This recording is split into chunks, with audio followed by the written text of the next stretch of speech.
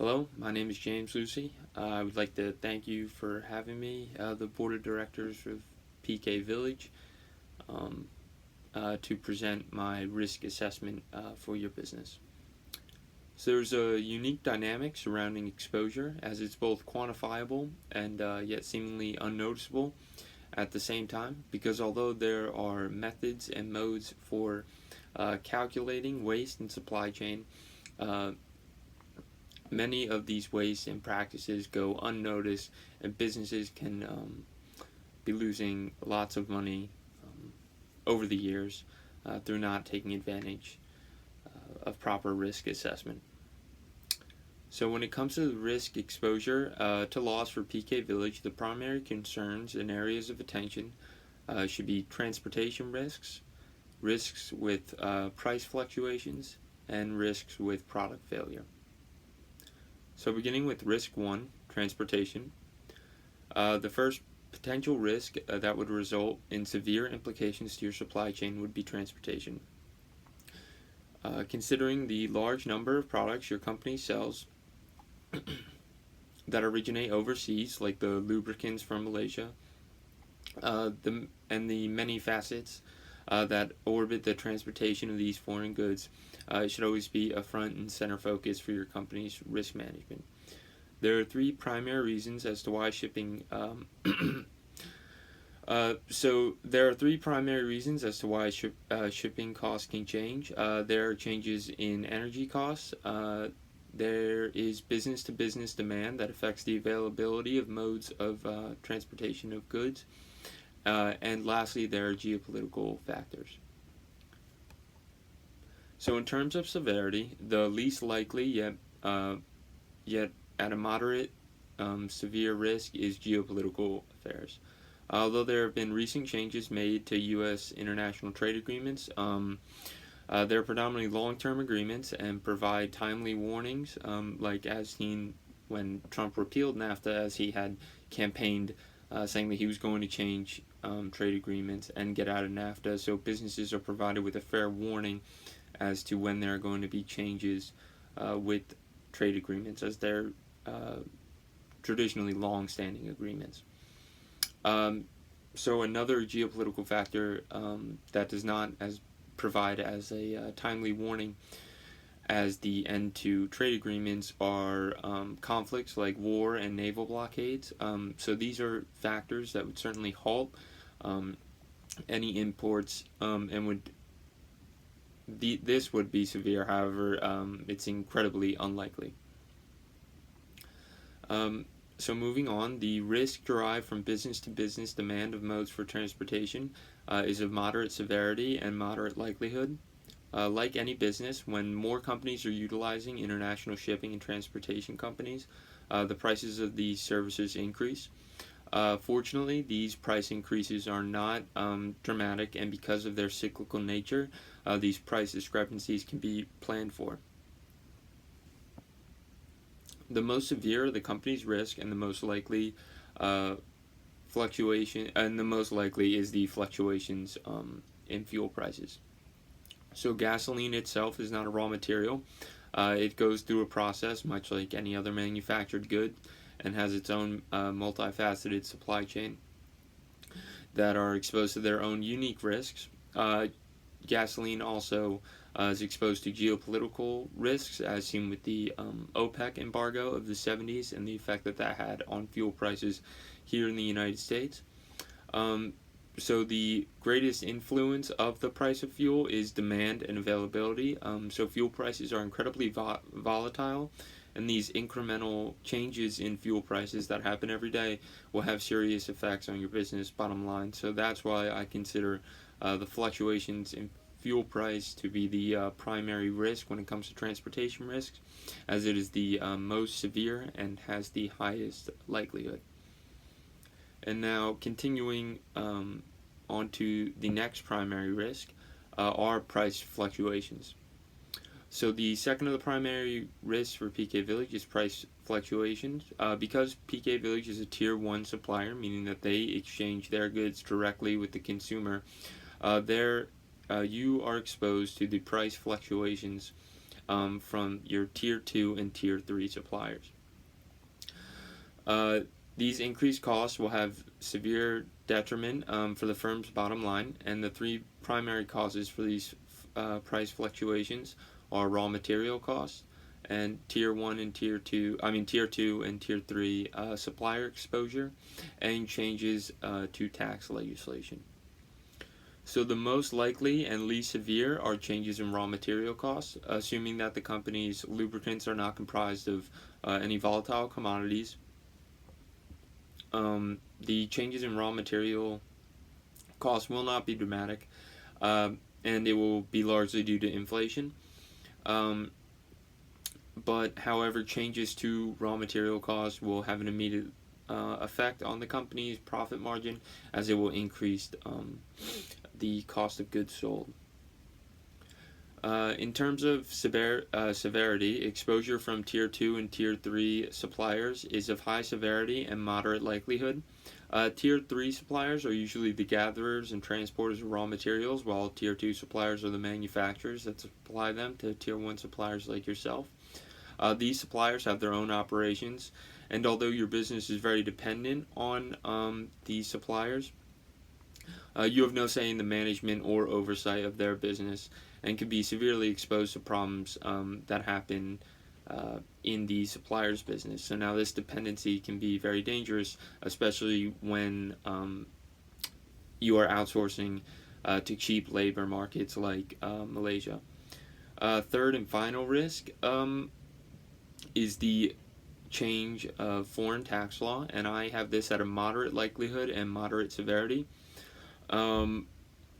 If Malaysia were to increase taxes on manufacturing plants, this would have a significant effect on the price your firm pays for its lubricants. This is another risk in which there is no direct control and is almost always reacted to rather than proactively adjusted for. Countries change taxes and tax law often, so this risk is at moderate likelihood in that it will happen eventually, but barring a socialist revolution, these tax changes will be incremental and should only have a moderate effect on the manufacturer's price. The third and final risk for PK Village, or the third and final primary risk for PK Village, is product failure. Product failure are risk or potential losses from the marketing and selling of a product. The three risks related to product risk that PK Village is currently exposed to are quality risk, demand risk, and inventory risk. A highly severe and moderate likelihood risk is quality risk. Quality risk occur when there is poor quality and performance from a product.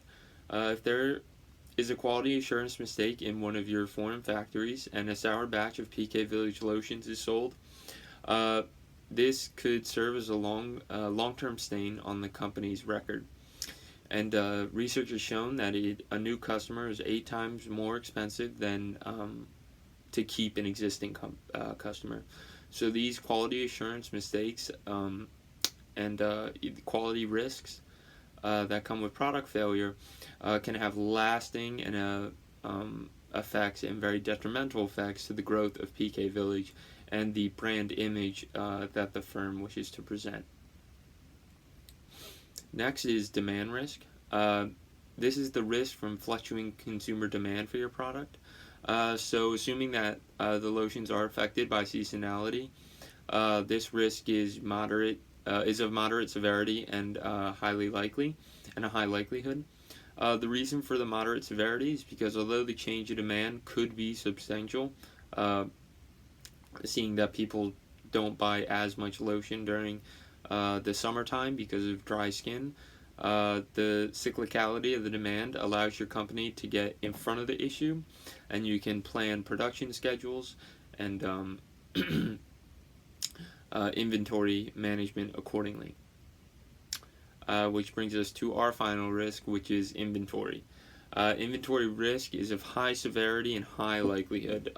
These are potential losses that are the result of overproducing and experiencing inventory holding costs from holding old inventory, especially if that inventory has an expiration, which I imagine that the lotions most likely do. Now, holding excess inventory can be very expensive to the firm, and so this can result in major losses. And another risk with inventory is the result of underproducing and experiencing potential losses from stock outs. Well, it's a potential loss of an opportunity. It's an opportunity cost with stock outs from underproducing, and which all stem from not properly assessing demand. So now, looking to mitigate our risks, our proposal is for transportation.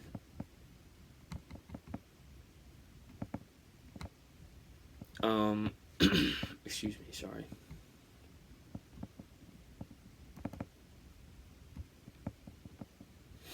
Our plans to mitigate transportation risks are to use insurance, to work with multiple shipping companies, and to use fixed contracts for our shipping companies. Now, we think that this is most likely the best idea for mitigating these risks. Because it's very important to insure cargo loads, because companies may not realize it, but they could be filling the majority, or at least a very valuable sum of inventory on a single cargo load, which obviously puts them at, exposes the company, because if that single load was to be damaged, the entirety of PK Village's imports would be affected. So unfortunately, there is a cost, of course, associated with insurance and insuring these loads, but we believe that a company like yourself that imports loads regularly, insurance is a safe measure that helps to mitigate some of the risks associated with transportation. So now the next way that PK Village can mitigate risk is to increase the amount of shipping services the company uses. By diversifying the shipping services that you use, you can help your organization in many ways. First, it helps spread imports across multiple shipments. Also, because although the insurance may hedge against the financial or the immediate financial impact of losing the value in the cargo, insurance will not cover for the loss of business and the customers that will be lost from that lapse in production, from not receiving the damaged goods. So by using multiple suppliers, you're stretching your imports over multiple services, which can assure that, God forbid, damage was to happen to a PK Village import, it would have an insignificant or minuscule effect on the business's operation, and the company wouldn't continue to lose money because of the loss of a single import. Now lastly, another way that PK Village can hedge against transportation risk is to employ the use of shipping companies that offer fixed contracts. These fixed contracts will set a set price for shipments over a period, and now this will better help the firm hedge against increasingly volatile fuel prices. So as I said previously, the fuel prices and the fluctuation and volatility of the fuel prices is a major risk affecting your business. By locking into a long-term contract, it's almost taking the side of a future bet, where although the firm could end up overpaying for shipping if the price of fuel was to go down, and therefore the price of international shipping was to go down, the firm could pay more, but if by taking this deal and by taking a fixed contract, the firm will not be exposed if the price of gasoline were to increase, which I think this would also be a wise decision, because I do not think that it is in your firm's best interest to be spending time or at least heavy time, into the volatility of oil. And I think it would be more important and more advantageous for your business to focus on what you do best, which is selling lotion. So now, mitigating price fluctuation risks. Our proposal for mitigating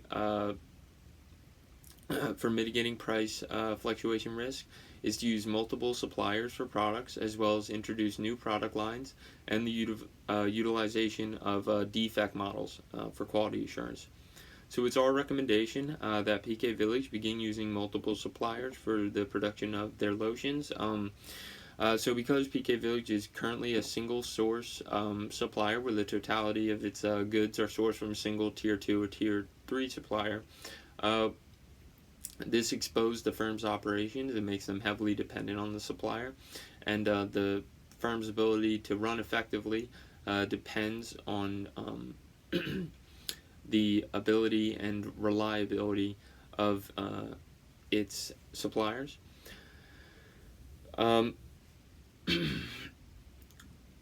So supplier diversity will spread the risks that derive from being dependent on suppliers across multiple suppliers. So PK Village would be less affected if one of these suppliers were to make a mistake.